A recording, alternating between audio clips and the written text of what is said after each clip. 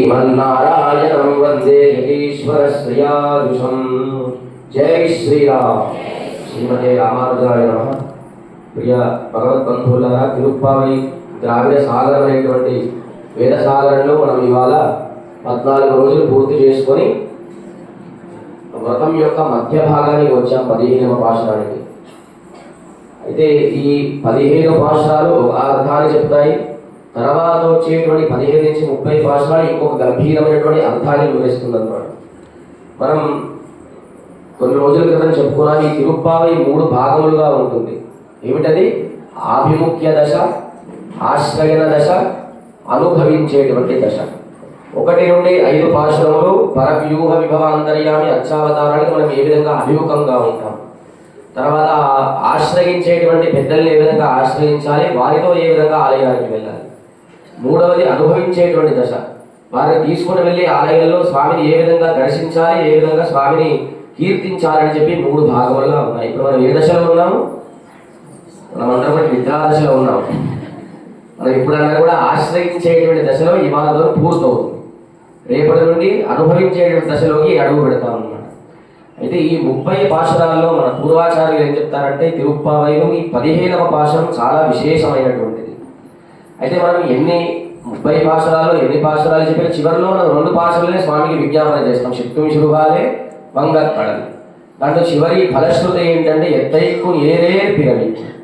ఎన్ని చేసినా ఏమి చేసినా ఎన్నెన్ని సంవత్సరాలు వచ్చినా నీతోనే మాకు సంబంధం. ఎత్తైకు ఏరే పిరవి. ఎన్ని 7 జన్మలు వచ్చినప్పటికీ ఈ సంబంధం, నీ సంబంధం మాకు ఎప్పుడు ఇట్లాగే ఉండాలని చెప్పి చివరి ఫలశ్రుతి. కనుక ఈ తిరుప్పావళి 30 పాశురాలు చదివేటువంటి సమయం లేనప్పుడు కూడా 29, 30 చదివితే సరిపోతుందని పెద్దలు చెప్తారు. ఒకవేళ 29, 30 చదివే సమయం లేకపోయినా ఈ 15వ పాశురం చదివితే మనం విష్ణు సహస్రనామాల్లో శ్రీరామ రామ రామేటువంటి శ్లోకాలు చదివితే సహస్రనామ పారాయణ విధంగా పరిపూర్ణంగా ఫలిస్తుందో, అంటే తిరుప్పావళి చదవడం కాదు, ఇది చాలా విశేషమైనటువంటి పాశురం అని చెప్తున్నారు అన్నమాట. అయితే 6, 7, 8వ పాశురంలో శ్రవణం యొక్క గొప్పతనం చెప్పారు. అంటే కొన్ని గుర్తులు చెప్పి ఏ విధంగా వింటే బయటికి వచ్చారో చెప్పారు. తర్వాత 12, 13, 14వ పాశురంలో ధ్యానం, వీరు ఏ విధంగా మునులు యోగులు ధ్యానిస్తున్నారు, ఆలయానికి వెళ్తున్నారు, ఆ విషయాలు చెప్పారన్నమాట. అయితే ఈ అందరినీ భాగవతోత్తములు మేలుకొల్పేది ఏంటికి? దేనికంటే వాళ్ళు ఆత్మగుణములు పరిపూర్ణంగా ఉంటాయి. వారిని మనం దర్శిస్తే మనకి ఆత్మగుణములు వచ్చి భగవద్ దర్శనం చేసేటువంటి యోగ్యత ఉంటుంది. ఏమిటి ఆత్మగుణులు అంటే, మొదటి పాశురంలో గోదాదేవి ఏం చెప్తుందంటే, మీరందరూ కూడా విలక్షణమైన ఆభరణాలు ధరించిన ఉంటుంది. మొదటి పాశురంలో చెప్తున్నది, మార్గడి లింగంలో స్నానం చేయడానికి వెళ్తున్నాము, మీరందరూ కూడా ఆభరణాలు ధరించరండి అంటే బాహ్యమైన ఆభరణాలు కాదు, అది శమము, దమము. దాంట్లో ఇంకొకటి విశేషం ఏంటంటే క్షమము. క్షమించే గుణం ఉంటే అది చాలా గొప్ప భాగవతోత్తముడు. తప్పు చేసిన వాడు తప్పు ఒప్పుకుంటే భాగవతోత్తముడు. అంతేకాకుండా ఎవరినైనా దూషించిన అది దూషణము కాకుండా భూషణములాగా స్వీకరిస్తే అది గొప్ప వైష్ణవత్వం, విష్ణు భక్తుడు అని చెప్పి అందుకే ఈ పాశురాల్లో సిగ్గులేని దాన, పిచ్చి దాన, పిల్ల, ఎరిందాగా ఎన్నికెత్తినా వారు భూషణంగా భావించలేదు, అది భూషణముగానే భావించి బయటికి వచ్చి గోష్ఠిలో చేరారన్నమాట. అయితే ఇవాళ పాశురంలో, నిన్నటి పాశురంలో గోపికలందరూ కూడా హరినామ భగవన్నామ సంకీర్తన చేస్తూ వాళ్ళు దాటిపోతున్నారు. ఇవాళ పడుకునే గోపిక కూడా మైమరిచి భగవన్నామ సంకీర్తన చేస్తుంది. అయితే వీళ్ళందరికీ ఆమె యొక్క నామ సంకీర్తన శబ్దం అందరికీ కూడా వినిపించి వెనకాలకు వచ్చి గోపికను లేపుతున్నారు అన్నమాట. ఆమె లోపల ఏ విధంగా పడుతుందో కొన్ని చెప్పి ఆమెను లేపుతున్నారు. లే ఇలంగిరిగే ఇన్న మురుం కుదియో అంటే ఓ లేత చిలుక అంటున్నారు లోపల ఉండేటువంటి గోపిక. ఎందుకంటే ఇందరిలో ఆమె మంచి, నిన్నటి గోపికకి ఏంటి మంచి వాక్చాతుర్యం కలిగినటువంటిది, ఇవాటి గోపికకి మంచి గొంతు కలది. భగవన్నామ సంకీర్తన చేస్తే చాలా మధురంగా కోకిల ఏ విధంగా కూస్తుందో ఆ విధంగా వినిపించేటువంటి ఓ లేత చిలుక అంటున్నారు అన్నమాట. అయితే చిలుక ఏ రంగులో ఉంటుందండి? ఆకుపచ్చ రంగులో ఉంటుంది. నోరు ఏ విధంగా ఉంటుంది? ఎరుపుగా ఉంటుంది. ఈ లోపల ఉండేటువంటి గోపిక కూడా చిలుక అంటున్నారు.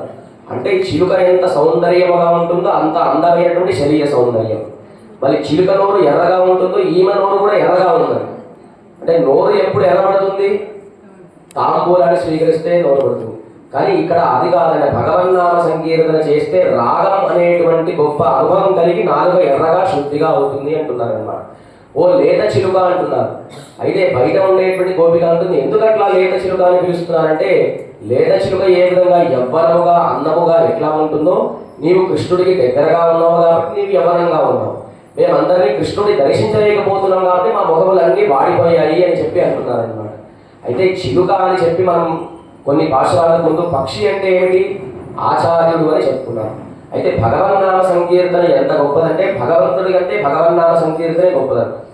మనం అందరం కూడా హరినామ సంకీర్తన చేస్తే సాక్షాత్తు విష్ణుమూర్తి వచ్చి మధ్యలో కూర్చున్నా మనం సహించలేమన్నమాట. కనుక భగవంతుడి కంటే ఆయన నామమే గొప్పది. ఎట్లాగంటే శ్రీరంగ క్షేత్రంలో ఒక పుష్కరిణి ఉంది, దాని పేరు చంద్ర పుష్కరిణి. ఏం పేరు? చంద్ర పుష్కరిణి అని పేరు. ఆ చంద్ర పుష్కరిణికి పేరు ఎట్లా వచ్చిందంటే దక్ష ప్రజాపతి అనే దక్షుడు ఉండేవాడు అనమాట. ఆయనకి 27 మంది కూతురు. ఆ 27 మంది కూతుర్ని చంద్రుడికి ఇచ్చి పెళ్లి చేశారు. అవే 27 నక్షత్రాలు, అశ్విని భరణి కృత్తిక రోహిణి. అయితే ఆ 27 నక్షత్రాలలో చంద్రుడికి రోహిణి అంటే బాగా ఇష్టం అనమాట. అయితే మిగతా 26 మంది భార్యలందరూ కూడా వచ్చి తన తండ్రిని ప్రార్థించారు. ఆ చంద్రుడు ఎప్పుడు రోహిణితోనే ఉంటున్నారు, మాతో ఉండట్లేదంటే ఆ దక్షుడు చంద్రుడిని శపిస్తాడు, వీడికి ఎప్పుడు కూడా క్షయవ్యాధి వచ్చుగాక అని చెప్తాడు. అది ఎట్లా తొలగాలంటే చంద్రుడు వెళ్ళి విష్ణుమూర్తిని ప్రార్థిస్తే శ్రీరంగ క్షేత్రంలో పుష్కరిణి ఉంటుంది, దాంట్లో మునుగుతే నీ క్షయవ్యాధి తొలగిపోతుంది. చంద్రుడు ఆ పుష్కరణలో మునిగాడు కాబట్టి దానికి చంద్ర పుష్కరిణి అని పేరు. అక్కడే ఒక పెద్ద పొన్న చెట్టు వృక్షం ఉంటుందన్నమాట. సాధారణంగా గులాబీ పూల నుంచి గులాబీ పూల వాసన వస్తుంది, మల్లె చెట్టు నుంచి మల్ల వాసన వస్తుంది. కానీ ఇక్కడ తిరువాయుడి అయినటువంటి 1000 పార్శ్వరాల వాసన వచ్చేదన్నమాట. అంత గొప్ప వృక్షం. ఎందుకంటే ఇక్కడ భాగవతోత్తములందరూ కూడా ఎప్పుడు చర్చాగోష్ఠి చేసుకునేవారు. అయితే అట్లా చర్చ చేసుకున్నప్పుడు మనం ఆలయంలో స్వామికి నైవేద్యం పెట్టిన తర్వాత చుట్టూ ఆలయం చుట్టూ బలిహరణ వేస్తారు కదా. ఆ బలిహరణ వేసినప్పుడు ఇంకొక మూర్తిని చేతిలో పట్టుకుంటారు. దాని బలిహరణ పేరు దాన్ని శెల్వమీర్ అంటారనమాట అక్కడ తమిళ సంప్రదాయంలో. అయితే శెల్వర్ అంటే మంచి గొప్ప సంపదలు కలిగిన మూర్తి.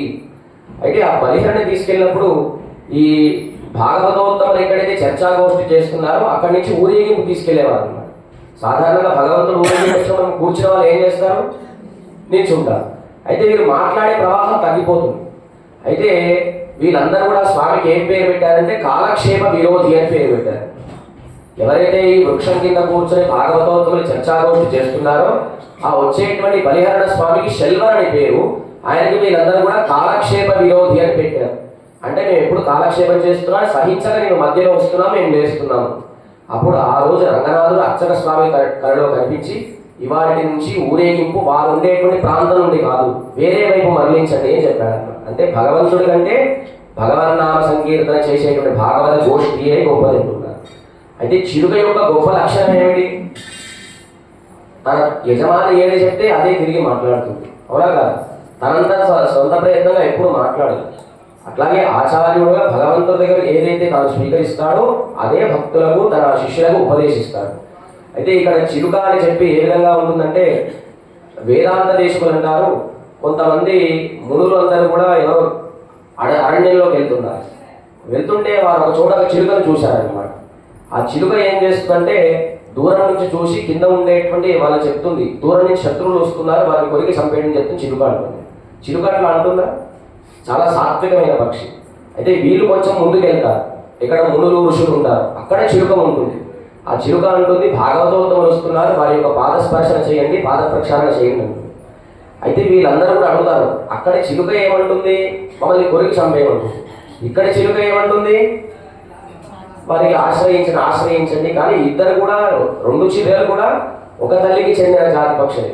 కానీ ఇక్కడ తేడా ఏంటంటే ఎవరి దగ్గర ఏ విధంగా పెరుగుతారో అటువంటి స్వభావమే వస్తుంది కనుక ఆచార్యుడు కూడా ఎప్పుడు భగవన్నామ సంకీర్తన భగవంతుడికి దగ్గరగా ఉంది, ఇంద్రియ నిగ్రహములన్నీ కూడా చేసేవాడు కనుక అటువంటి ఆచార్య లక్షణం ఉన్న వారికే భగవదనుగ్రహం కలుగుతుందని చెప్పి ఇవాటి గోపిక కృష్ణుని ఏకాంతంగా నామ సంకీర్తన చేస్తుంది అంటున్నారు. ఓ లేత చిలుక అని సంబోధించారు. తర్వాత శిల్లని నడగేమిన్ నంగమీర్ పోదరిగిందే. అయితే వీళ్ళందరూ అంటున్నారు, నీవు ఏకాంతంగా కృష్ణుడు అనుభవిస్తున్నావంటే నేను ఒక్కదానే ఏకాంతంగా అనుభవిస్తున్నాను, నాకంటే మీరే గొప్పవారని చెప్పి లోపల ఉండేటువంటి ఆవిడ అంటుంది.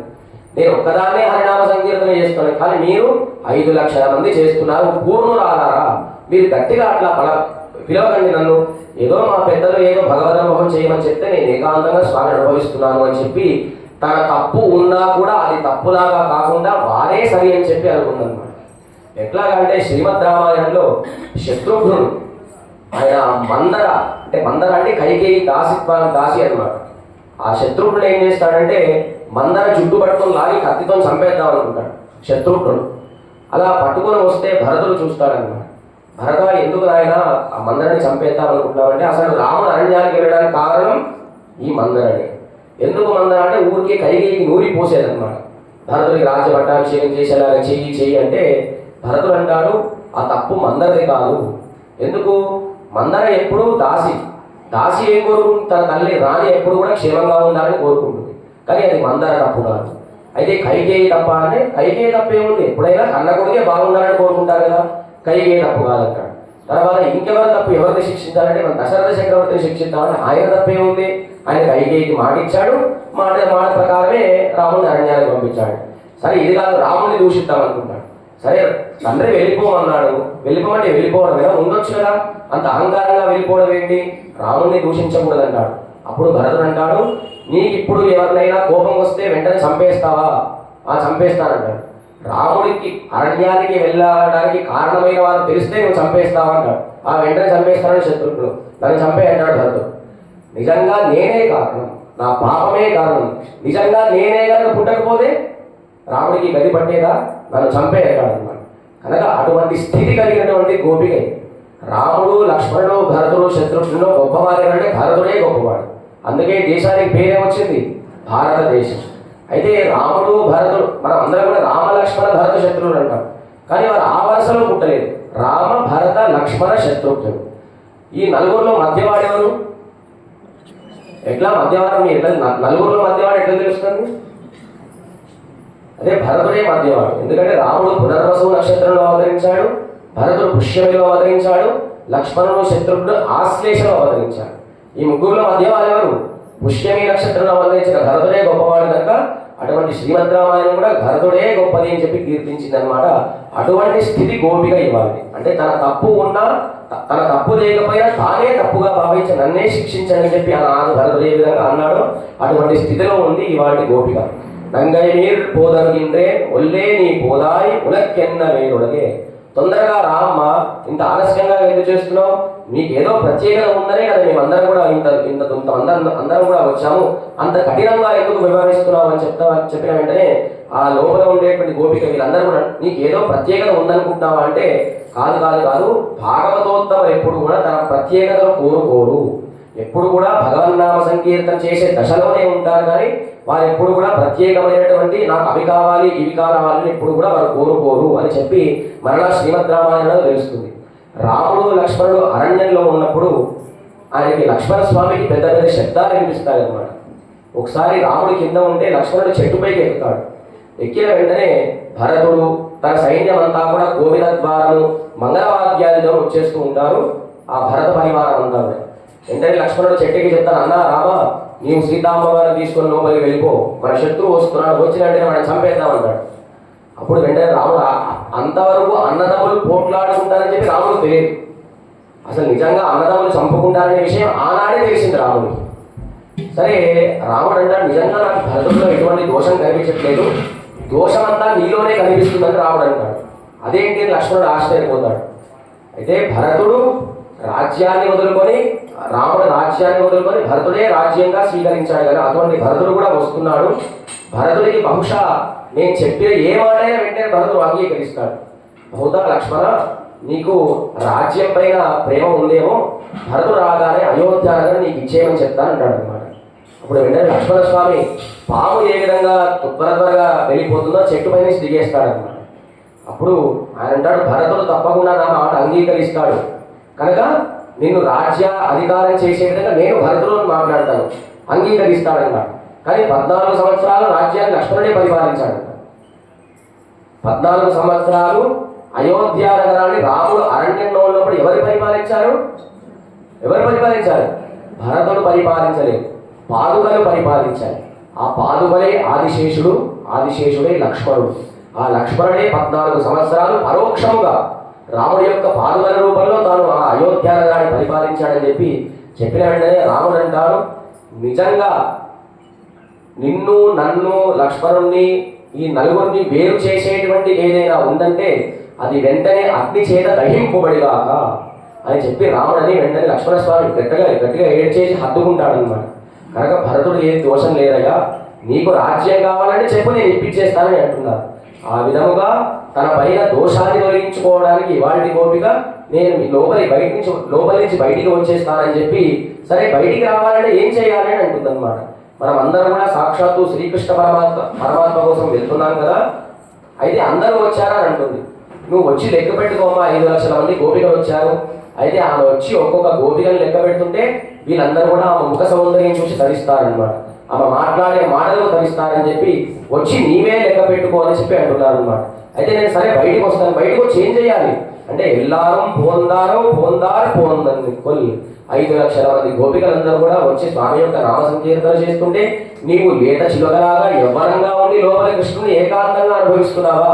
నీవు మంచి వాగ్మాధుర్యం కలిగినటువంటి వాడిని, నీవు మాట్లాడితేనే కృష్ణుడు అనుగ్రహిస్తాడు కనుక నీవు ముందు రావాలి, నీవు ముందు నడవాలి, నీవు హరినామ సంకీర్తన చేస్తుంటే కృష్ణుడు వినాలి, ఆ మాటకి కృష్ణుడే ముందు వచ్చి మాట్లాడితే మా పైన కూడా అనుగ్రహం పడుతుందని చెప్పి ఆ లోపల ఉండేటువంటి గోపికను మేల్కొల్పిన వెంటనే ఆమె బయటకు వస్తుంది. వచ్చి ఏం చేస్తారు, వల్లీర్ఘల్ నీంగలే నానేదా నాయుడుగా అని చెప్పి మాయావి అనేటువంటి నామ సంకీర్తన చేస్తారు.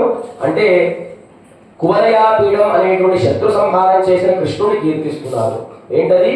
కువలయాపీఠం అనేటువంటి ఏనుగుని కృష్ణుడు ఓడించాడు. ఆ ఏనుగుకి 4 దంతములు ఉంటాయి.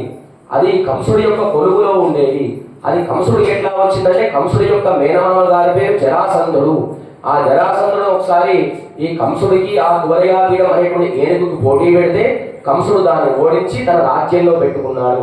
అటువంటి ఏనుగును కూడా కృష్ణ పరమాత్మ దంతాలు తెంచి అవతల పడేశాడు. అటువంటి కువలయాపీఠం ఏనుగుని ఓడించినటువంటి కృష్ణ పరమాత్మ యొక్క నామ సంకీర్తన చేస్తున్నారు. అంతేకాకుండా వల్లీర్ఘల్ నీంగలే నానేదా నాయుడుగా మాయావి అనేటువంటి నామ సంకీర్తన చేస్తున్నారు. ఏమిటి మాయావి అంటే ఎన్నో మాయ చేష్టలు చేసిన కృష్ణ పరమాత్మ అని చెప్పి ఆయన చేసిన ఆ మాయా చేష్టలన్నీ కూడా కీర్తిస్తున్నారు. రాముడైనా కూడా కొంత వయసు వచ్చిన తర్వాత శత్రు సంహారం చేశాడు, కానీ కృష్ణ పరమాత్మ తాను పుట్టిన వెంటనే భూతన సంహారం చేశాడు, శకటాసుర భంజనాన్ని చేశాడు, బకాసుర వదనాన్ని చేశాడని చెప్పి ఎన్ని మాయా చేష్టలే అంటున్నారన్నమాట. అయితే కురుక్షేత్ర సంగ్రామంలో అర్జునుడి కుమారుడు అభిమన్యుడు మరణిస్తాడు. ఎవరు? అర్జునుడి కుమారుడు అభిమన్యుడు మరణిస్తే అర్జునుడు గొప్పగా ఏడుస్తూనే ఉంటాడు. ఈయన చూసి కృష్ణుడు ఏడుస్తాడు అన్నమాట. అర్జునుడి కంటే ఇంకా ఎక్కువ ఏడుస్తాడు. ఒకసారి అర్జునుడు ఏడుపు ఆపేసి, సరే అయ్యిందేదో అయిపోయిందే కృష్ణ, నాకంటే నీవెందుకు ఎక్కువ ఏడుస్తున్నావు? నా సొంత కొడుకు అక్కడ అభిమన్యుడు కాలం చేశాడు కదా, నీవెందుకు ఏడుస్తున్నావు అంటే నేను నీ కొడుకు పోయాడని ఏడట్లేదు, అంత వేదాంత శాస్త్రాన్ని భగవద్గీత నీలాంటి పిచ్చివాడికి నేను చెప్పానే, అంత తత్వమంతా చెప్పినా కూడా నువ్వు ఏడుస్తున్నావు అంటే నువ్వు ఎంత మూర్ఖుడు అని చెప్పి కృష్ణుడు ఆయన కంటే ఎక్కువ ఏడుస్తాడన్నమాట. అటువంటి మాయావి అంటే మందు ఎక్కడ పెడితే ఏది తగ్గుతుందో తెలిసిన వాడే కృష్ణుడు. అంతేకాకుండా ఆయన ఎంత గొప్పవాడంటే ఒకసారి ఒక ఆలస్యంగా ఒక గోపిక ఇంటికి వెళ్తాడు. ఆమె లోపల ఉంటుంది, ఈయన బయట ఉంటాడన్నమాట. అయితే వీళ్ళకి ఒక కోడ్ భాష ఉంటుంది, ఆ కోడ్ భాషలో మాట్లాడుతుంటే గోపిక తీస్తుంది. ఆయన ఏమంటాడు బయట నుంచి, నీవు ఎవరు అంటే నేను మాధవ అని అంటారనమాట. లోపల ఉండే బయట కృష్ణ పరమాత్మ, లోపల గోపిక అంటుంది ఎవరు నాయన అంటే నేను మాధవ అంటుంది. ఆ మాధవ అంటే ఆయన మాధవ అంటే సరే కాదు నువ్వు కాదంటుంది అనమాట. తర్వాత ఇంకొక పేరు చెప్పంటుంది అనమాట. ఆమె ఏం పేరు చెప్తారంటే కిం కులాలహ అంటాడు. కిం కులాలహ అంటే చక్రధారి అంటారు. ఈ కుండలు చేసే వారికి చక్రం ఉంటుంది కదా, అటువంటి వాడిని అంటారు. నువ్వు లోపలికి రావద్దు. తర్వాత ధరణీధర అంటారు. ధరణీధర అంటే ఈ భూమండలాన్ని ఎత్తినటువంటి వాడు కాళీయవర్ధనుడు. అయితే పాముకి ఎన్ని నాలుకలు ఉంటాయి? 2 నాలుకలు ఉంటాయి. అయితే ఈయన కూడా 2 మాటలు మాట్లాడేవాడు, లోపలికి రావద్దు. అట్లా ఎంత చెప్పినా చివరికి హరి అంటాడు. హరి అంటే ఎవరు? విష్ణువు. కానీ సంస్కృతంలో హరి అంటే కోతి. ఈమె ఏమంటుంది? తెల్లవారుజామున కోతిని చూస్తే దోషం అని చెప్పి రావద్దు అంటుంది. చివరికి నీకు దండం పెడతాను తెలిస్తే లేకపోతే వెళ్ళిపోతాడంటాడు. అటువంటి బ్రహ్మరుద్రాదుల చేత బయట వైకుంఠం బయట పడిగాపులు కాసేటువంటి బ్రహ్మరుద్రాదులందరూ కూడా స్వామి దర్శనం కోసం ఎదురు చూస్తారు. కానీ ఈయన గోపికలను చూడడానికి కోసం ప్రతిమాలతో ఏ విధంగా మాయా చేష్టలు చేస్తాడో అటువంటి కువలయాపీఠం ధ్వంసం చేసినటువంటి కృష్ణ పరమాత్మని, శత్రువుల్ని కూడా సంహరించేటువంటి కృష్ణ పరమాత్మని, రాముడైనా సరే శత్రుశేషాన్ని చేసేవాడు, వదిలిపెట్టేవాడు. శూర్పణని చంపలేదు, కేవలం ముక్కు చెవులు కోశాడు. కానీ కృష్ణ పరమాత్మ వచ్చిన వాడిని వచ్చి లేక అవతల పడేసేవాడు అనమాట. అటువంటి శత్రుశేషాన్ని మిగిలించకుండా ఉన్న శత్రువును సంహరించే కృష్ణ పరమాత్మ ఓ మాయావి కువలయాపీఠాన్ని కువలయా పీఠాన్ని ఓడించినటువంటి కృష్ణుడిని కీర్తిస్తున్నారు. ఆ కృష్ణ నామ సంకీర్తన చేసిన వెంటనే, ఆ వైభవం చెప్పిన వెంటనే ఆ బయట లోపల ఉండేటువంటి గోపిక వచ్చి ఎల్లారం పోందారు పోందారు పోందనికొల్ వల్లానే కొన్నారే మాత్తారే మాత్తానిక వల్లారే మాయని పాడేలో రంబాబాయో మాయావి అని చెప్పి కృష్ణనామ సంకీర్తన కీర్తించిన వెంటనే ఆ లోపల ఉండేటువంటి గోపిక బయటికి వచ్చి ఈ గోపికలో చేరుతుందన్నమాట. అయితే ఇవాటి గోపిక యొక్క ఆళ్వార్లు ఎవరంటే తిరుమంగై ఆళ్వార్. ఇక్కడ చివరిలో ఉన్నారు కదా, కుముదవల్లి సమేత తిరుమంగై ఆళ్వార్. ఆయన సాక్షాత్తు స్వామి యొక్క శారంగం విల్లు ఉంటుంది కదా, దాని యొక్క అంశముగా తాను అవతరించాడు. అయితే బ్రహ్మకి 5 కుమారులు, 5గురు కుమారులు చివరి వాడు కర్దమ ప్రజాపతి. ఆయన శ్రీ మహావిష్ణువు కోసం తపస్సు చేస్తాడు. ఎంత తపస్సు చేసినా విష్ణుమూర్తి అనుగ్రహించడన్నమాట. వెంటనే లక్ష్మీదేవి అలిగి భూలోకానికి వస్తుంది. వచ్చి ఒక అందమైన సరస్సులో తామర పుష్పంలో దాక్కుంటుంది. ఎవరు? లక్ష్మీదేవి. ఈ లక్ష్మీదేవి వచ్చినట్టే సాక్షాత్తు శ్రీ మహావిష్ణువు కూడా భూలోకానికి వస్తాడు. వచ్చిన వెంటనే లక్ష్మీదేవి ఎక్కడ కనిపించదు. కనిపించకపోతే సాక్షాత్తు విష్ణుమూర్తి యొక్క నేత్రంలో సూర్యుడు చంద్రుడు గట్టిగా తీస్తాడు నేత్రాలను. అప్పుడు లక్ష్మీదేవి బయటకు వస్తుంది. లక్ష్మీదేవి గట్టిగా కౌగిలించుకుంటాడు. తిరు ఆలి, సాక్షాత్తు స్వామి కౌగిలించుకున్నాడు కనుక దాని పేరు తిరు ఆలి. అదే తిరువాలి తిరునగరిగా మారింది. ఆ తిరువాలి తిరునగరి దివ్యక్షేత్రంలో ఈ తిరుమంగై ఆళ్వారు అవతరించాడు. ఏ అంశగా? శారంగం యొక్క అంశంగా తాను అవతరించాడు. అయితే ఈ తిరుమంగై ఆళ్వారి యొక్క భార్య పేరు కుముదవల్లి. వీరి యొక్క లక్షణం ఏమిటంటే ప్రతిరోజు 1008 మంది భాగవతోత్తములకి ప్రతిరోజు భోజన కార్యక్రమం ఏర్పాటు చేయాలి. అట్లా చేస్తేనే తాను పెళ్లి చేసుకుంటుందని చెప్పి కుముదవల్లి చెప్పింది అనమాట. సరే ఒప్పుకున్నాడు ఆయన. ప్రతిరోజు చక్కగా అందరికీ 1008 మంది శ్రీ వైష్ణవ భాగవతోత్తములకి చక్కగా నదీ ఆరాధన ఏర్పాటు చేసేవారు. చివరికి వారి సంపదలన్నీ కూడా అయిపోయాయి. ఇంకా వారు తినడానికి తిండి లేదనమాట. ఇట్లా ఏం చేయడం అంటే తిరుమంగై ఆళ్వారు దొంగతనం ప్రారంభించారు. ఈ దొంగతనం చేస్తుంటే రాజ్యం అందరూ కూడా బాగా పకడ్బందీ చేశారనమాట. దొంగలు ప్రవేశిస్తున్నారు, జాగ్రత్తగా ఉండని చెప్పి. అసలు ఇంకా ద్రవ్యమే దొరకలేదు. చివరి ఒక్కరోజు చేస్తే వారి 1008 రోజుల దీక్ష పూర్తవుతుంది. 1007 రోజులు పూర్తయింది. ఇంకా ఒకరోజు మాత్రమే ఉందన్నమాట. ఆ ఒకరోజు పూర్తయితే వారి యొక్క సంకల్పం నెరవేరుతుందని చెప్పి ఎంత చూసినా ఆ రోజు ద్రవ్యం లభించదు. అప్పుడు తిరుమంగై ఆళ్వారు ఏం చేస్తారంటే చెట్టుపైకి, రావి చెట్టుపైకి ఎక్కుతారు. పెద్ద చెట్టుపైకి ఎక్కి ఒక శూలాన్ని కింద పాదుతారు. నిజంగా 12 గంటలు దాటిందంటే ఎవరైనా రాలేదంటే నేను పైనుంచి దూకి శూలానికి గుచ్చి చచ్చిపోతారంటాడు అనమాట. అప్పుడు సాక్షాత్తు కూడా ఉండేటువంటి స్వామి శ్రీ లక్ష్మీదేవి, శ్రీ మహావిష్ణువు బ్రహ్మ చతుర్ముఖ బ్రహ్మగారు పురోహితుడుగా వస్తాడు. లక్ష్మీదేవి విష్ణుమూర్తి కొత్త పెళ్లి కూతురు పెళ్లి కొడుకు ఏ విధంగా ఉంటారు, పల్లకే వస్తారు, మంచి ఆభరణాలు వేసుకొని.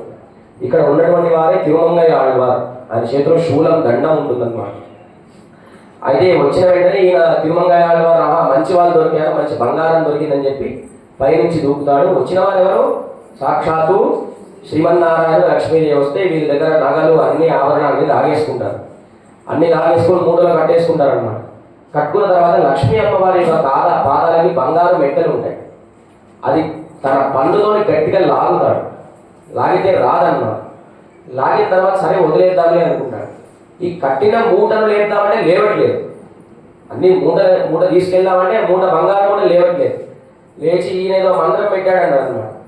ఏం మంత్రం పెట్టావు అంటే ఒకసారి విష్ణుమూర్తి గరుత్మంతుడిని ఎక్కి తన స్వరూపాన్ని దర్శింపజేసి అష్టాక్షరి మంత్రాన్ని ఉపదేశం చేస్తాడు.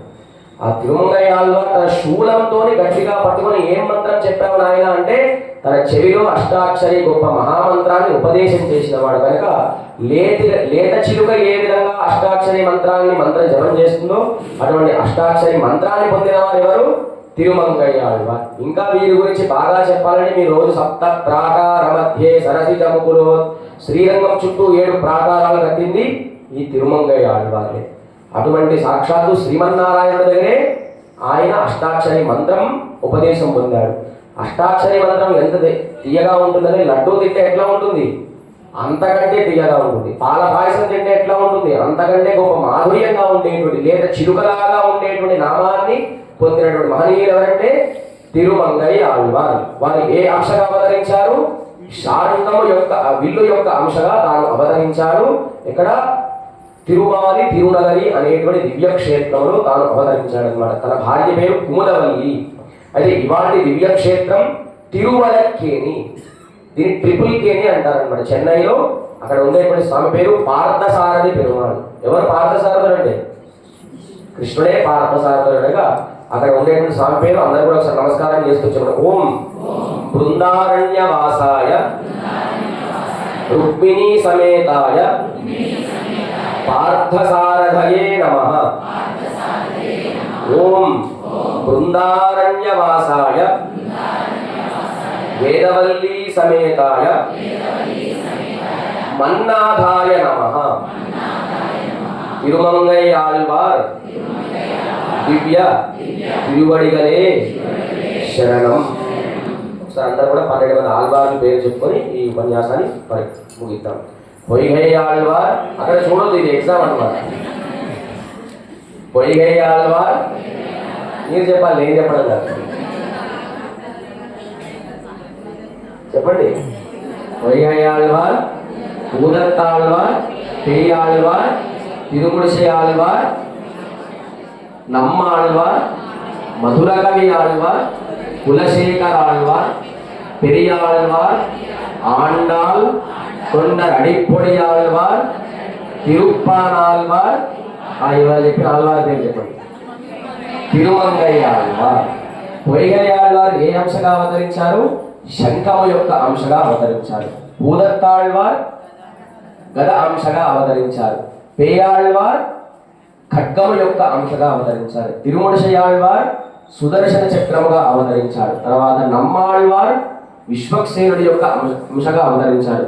మధురకవి ఆళ్వారు వారి శిష్యులే కనుక ఆ అంశ చెప్పలేదు. తర్వాత కులశేఖర ఆళ్వార్ కౌస్తుభం యొక్క అంశగా తాను అవతరించారు. పెరియాళ్వార్ గరుడ అంశగా తాను అవతరించారు. ఆండాల్ అంటే సాక్షాత్తు భూదేవి స్వరూపం. తొండరడుపుడి ఆళ్వార్ వనమాల అంశగా అవతరించారు. తిరుప్పానాళ్వార్ శ్రీవత్సవ యొక్క అంశగా అవతరించారు. ఇవాళ చెప్పుకున్న ఆళ్వార్లు శారంగము విల్లు యొక్క అంశగా తాను అవతరించారు. కనుక ఇటువంటి భాగవతోత్తములు అందరూ కూడా ఆశ్రయించి మన ఆండాల తల్లి 5 లక్షల గోపిక సమేతముగా రేపు నందగోప భవనానికి బయట ఏ విధంగా తాను ద్వారపాలకుల్ని మేల్కొల్పుతుందో, అంటే ఆలయానికి ఏ విధంగా రావాలో చెప్పడమే తిరుప్పావే దివ్య ప్రబంధం. వచ్చిన వెంటనే ఏ విధంగా దర్శించాలి, ఏ క్రమంలో దర్శించాలి, దర్శించిన తర్వాత స్వామిని ముందుగా ఎక్కడ చూడాలి, తర్వాత ఏ విధంగా తీర్థము శఠారి తీసుకోవాలి అని చెప్పడమే ఈ తిరుప్పావ యొక్క ద్రావిడ ప్రబంధ సారాంశము. రేపు వాళ్ళు ఏ విధంగా నందగోప భవనానికి వెళ్ళి బయట ఉండే చండ ప్రచండ ద్వారపాలకులు ఏ విధంగా మేల్కొల్పుతారో రేపటి భాషలో తెలుసుకుందాం. జై శ్రీరామ్.